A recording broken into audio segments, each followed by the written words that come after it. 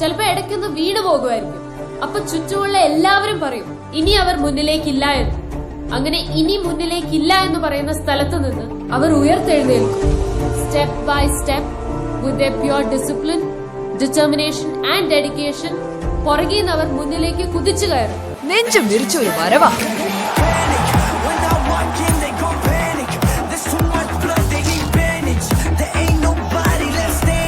നിങ്ങൾക്കൊരു ഉപദേശം തരാം. ഒരു കാലത്തും നിങ്ങൾ അയാളെ എതിർത്ത് നിൽക്കാൻ പോകരുത് സാർ.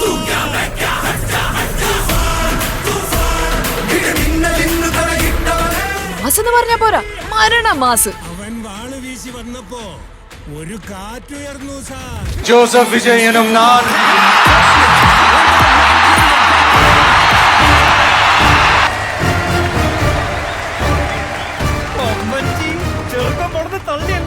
സാർ കലക്കി പൊളിച്ചിരിക്കുക. എന്തോ അപ്ലാസ്.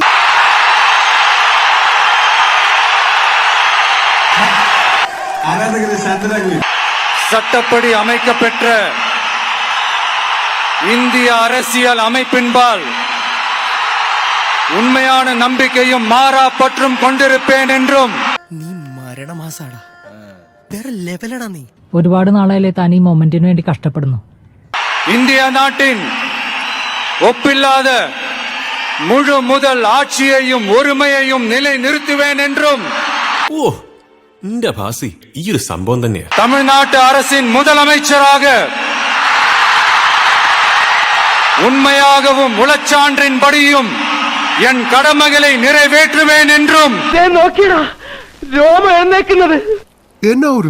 அரசியல் அமைப்பிற்கும் சட்டத்திற்கும் இணங்க அச்சமும் ஒருதலை சார்பும் இன்றி விருப்பு வெறுப்பை விலக்கி பலதரப்பட்ட மக்கள் அனைவருக்கும் நேர்மையானதை செய்வேன் என்றும் ஆண்டவன் மீது ஆணையிட்டு ഉറുതിമൊഴിகிறேன்.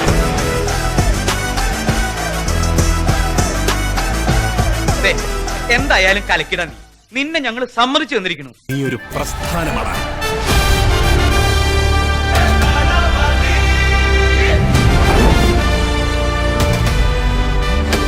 நம்ம யாருன்றது முக்கியம் இல்ல, நம்மளால என்ன முடியும்ன்றதுதான் முக்கியம். நமக்கு செட் ஆகுதுல இந்த டயலாக். எஸ் சார், நான் வச்சுக்கிறேன்.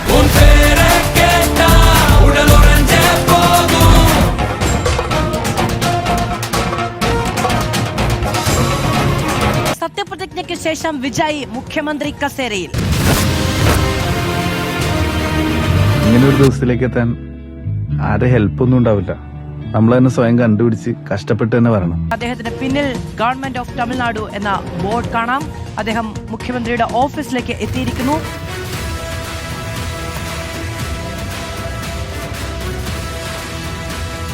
അച്ഛൻ ഒരുപാട് കൊല്ലായിട്ട് ഈ നാടിനു വേണ്ടി കഷ്ടപ്പെടുന്നതല്ലേ. ഇനി കുറച്ചു കാലം റെസ്റ്റ് എടുക്ക്.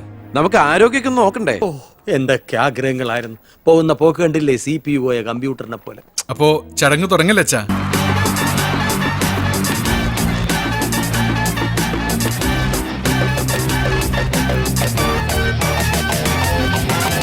வெற்றி நிச்சயம். மீண்டும் சந்திக்கும் வரை இல்ல மீண்டும் மீண்டும் சந்திப்போம். നന്ദി, വണക്കം. കുറച്ച് സമയം ഒരുപാട് കാര്യങ്ങൾ. അപ്പോ നമുക്ക് വീണ്ടും കാണാം.